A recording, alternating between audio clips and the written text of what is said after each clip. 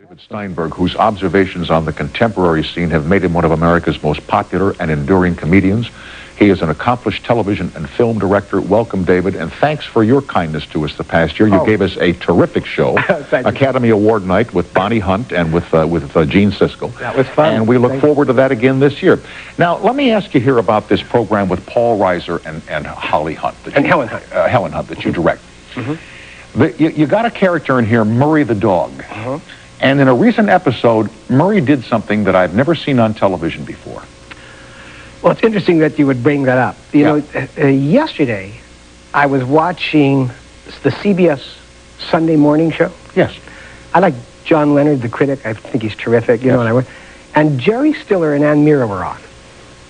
And I like them a lot. And they were talking about how it's only this late in their careers that they realize that what they do, that comedy, actually has dignity to it. That there is some dignity to their profession. And I sat there all day yesterday thinking, you know, this is an attitude that I should take to myself, is that what I do is only comedy, and it also has dignity. And last night, My Mad About You was on, and it was a very good show. Paul and Helen were wonderful. And one of the first calls I got was from John Pike. Oh, the senior vice president, late night and off-network programming, CBS, right. And John complimented me on the show, and he said, you know, David, the directing work was so good. He said, how did you get the dog to lick his balls like that? Really? So I thought, this is what... You know, John has a way of cutting right to the chase. He does. Yeah. Now, I was going to ask that question, but I wasn't going to use that word. Well, the interesting thing is, this is what... See, I was told that you weren't going to use that word.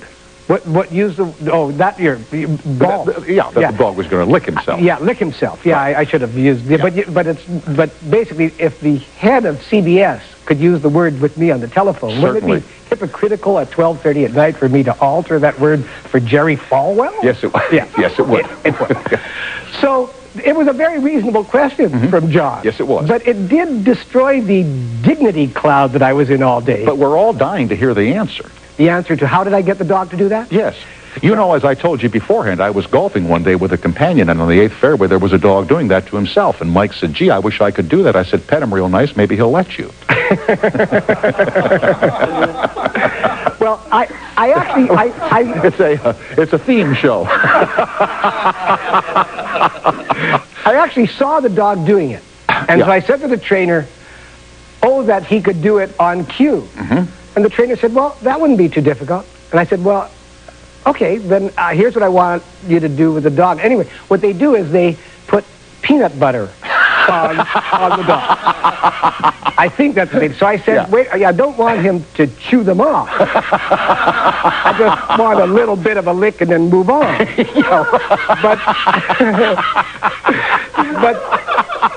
But this dog... This dog was, this is a great actor. They said some dogs are actors. You know, one of the best lines about something like this, I don't know if you ever saw Catskills on Broadway. Louise Duarte and Malzy Lawrence. Malzy Lawrence. Malzy Lawrence had a line that just kills me to this day. He said, the food at the Catskills was so bad that the dog was licking his bottom to get the taste out of his mouth.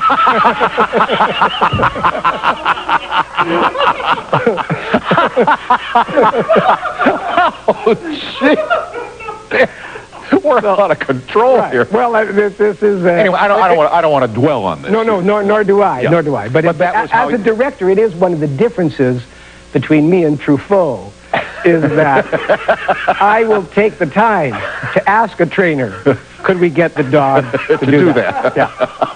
One of the other differences between me and Truffaut is Truffaut never opened for Brikey Valley at the last. But that's his... Was there ever a time when you were studying English Lit? In fact, you have a master's degree in English literature, and you performed Macbeth on stage. And was there a time during that period when you saw yourself going the serious route in life as compared to the comedic route? No. The dog licking his testicles route. No, I want you to understand, I don't intend to stop here. I would hope not. This is a transitional phase, the dog licking his testicles. In fact, I was thinking that maybe it could be like a Hitchcock thing, You know how, where I use it in my signature, you know? Yeah. People be watching the lovers kissing in the back and say, oh yeah, there's the dog, he's looking at the Steinberg movie. You know, just so you'll know that it's mine all the time.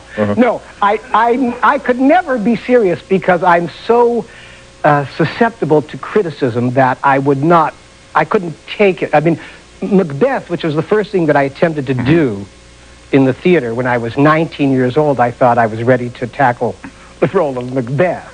And the review in the Chicago newspaper was, as Macbeth, Mr. Steinberg is unbelievable.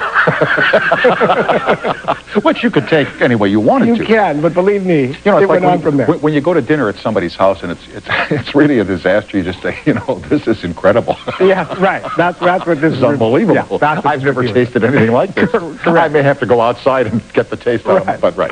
Right. So, no, I much, you know, in comedy, you know, you get a response from the audience. Sure. They laugh at you. I like the feeling of that laughter. And also, to me, life shouldn't be that serious, you know. I mean, there's no part of anything that shouldn't have some humor to it. Nothing, so far as I'm concerned. Now, you don't suffer criticism well. I do. Well, I do. I don't read reviews.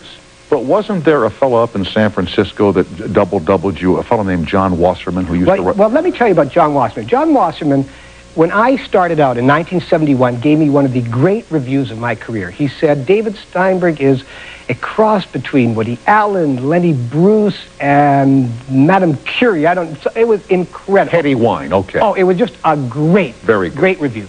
In 1975, I was coming back to San Francisco. I had a gig there, and they said, well, I couldn't wait to get back because my fan was there. Yeah, the guy in your pocket. The guy in my pocket. So I went and I did the show at the boarding house. I had a very good show that night, and, you know, I thought it was pretty good. And I later found out his girlfriend had a little crush on me. Oh, really? Yeah. Be that as it may. So the next day, I had to fly back to L.A., and the guy next to me was reading The Examiner. That's where Wasserman wrote. And I thought, I don't really read reviews, but I had such a good night that I just... Let's go back to the well one more time. Absolutely. Sure. So I said, excuse me, but I think that picture and that article, that's about me. Yeah.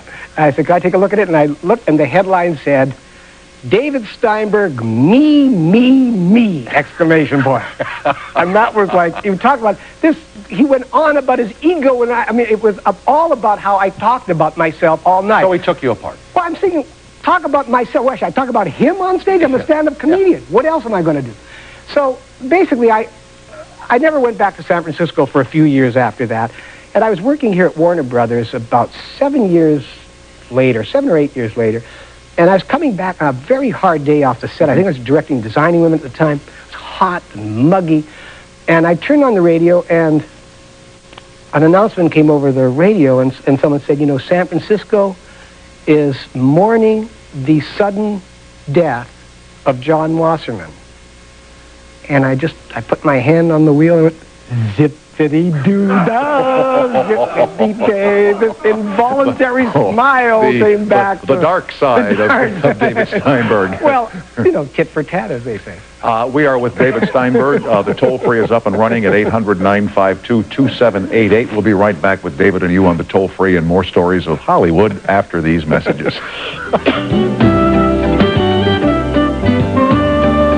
Have any other job? What would it be? Have you ever thought about that? I can't do very much else, really. I mean, there's really nothing else I could do, and nothing that would allow... But I mean in fantasy. A fantasy. I don't know. There's nothing else. I mean, I do think about it all the time, just in case, you know, the dog licking his you-know-what story takes me off the air. I do think of what else I might do. I don't really know. You know, at one time I was studying theology, believe it or not, but, you know, when you tell these stories on the pulpit like that, the audience will go, you know, the congregation will go crazy if you tell them your dog stories. So I gave up theology, and teaching is the only thing that I would think of. I like the idea of the connecting with kids, and that would be interesting. What would you do? Do you have something else? No, I just wondered if you'd ever seen a movie where you said, you know, this would be something I might like to do. Oh, well, there is Thanks. You mean the Farinelli? Yeah, that one. Yeah. Are you okay? Come to... I'm getting old. You gotta put it up there on a board with lights on it, shine the light on, and nail it in with a crowbar before they finally remember that there's a story to tell. I mean, it's a theme knot. I want to close this properly. Duh, veterinarian today. I'm making fun of my daughter being stupid.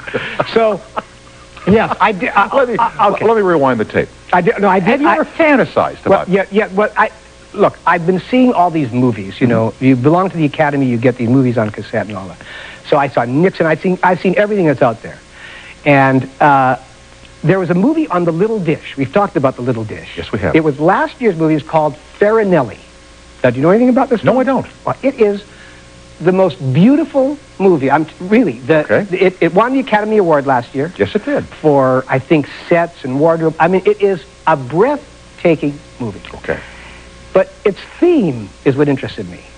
Let alone pitching this to some network executive or some film executive and getting this on the air. Mm-hmm. The theme is, it's about the castrati. Oh, really? Yeah. Now, the castrati were opera singers who had their... Yeah. They were castrated. They were castrated so they could sort of retain their purity. Right. It's sort of interesting concept. Not a bad idea for comedians, actually. Right. But, come to think of it. Right. But they would... They were able to sing high notes with great power. Correct. And this is about one incredible 18-year-old. It must have been a real person. Lived in 1710 or whatever. Mm-hmm. And he was beautiful, handsome. And women were nuts about him. He was sort of like the Mick Jagger of his time, or whoever and they would throw their heaving bosoms at him. They wanted to be with him all the time. And he traveled around the country with his brother, who was a composer. Right. And there were a lot of great sex scenes. As you know, I'm sort of a fan of sex scenes. Yes, we've talked about your late night viewing of... Yeah, I like it. And so these are very sensual scenes. And he would actually, after the big concert, the most beautiful woman would take him, and he would sort of neck and kiss and caress and pet. And, you know, you're wondering, this is a castrati, but, I'm watching it and I'm enjoying it. Mm-hmm. And just at the moment... But you would wonder if somebody who has had that operation, castration, would be able to satisfy a woman. A woman. So here's what happens in this movie. Okay. And at the moment of climax, just when she is very excited and aroused... Ready for culmination. He gets off, and the brother comes in to close. And the brother is there, and it's like, closing, I'm happy, she's happy, and he puts on the cape and he walks off. And I'm saying, this is what my agent does. This is a job like Mike Ovitz does this. I do all the work. He comes in and closes. Right. I would like to be the guy that closes. If you must know, that's a better job than teaching. Yes, it is. Yeah. Because I'm skilled in closing. Closing, right. No foreplay, closing. Right. This is my life. I closed for Carson for 9 years. I'm closing for Letterman here now for going on 2. Yeah. So closing is good. Closing is good. And it brings this to a nice... It ties it up in a nice package. Nice. Well, we have a theme going tonight, don't we? We began with the dog.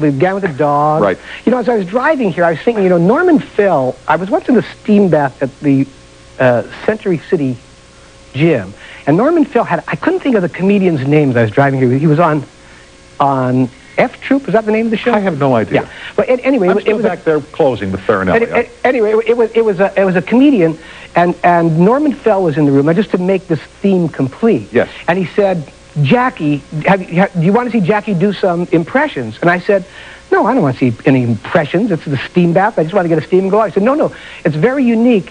He does impressions with his penis.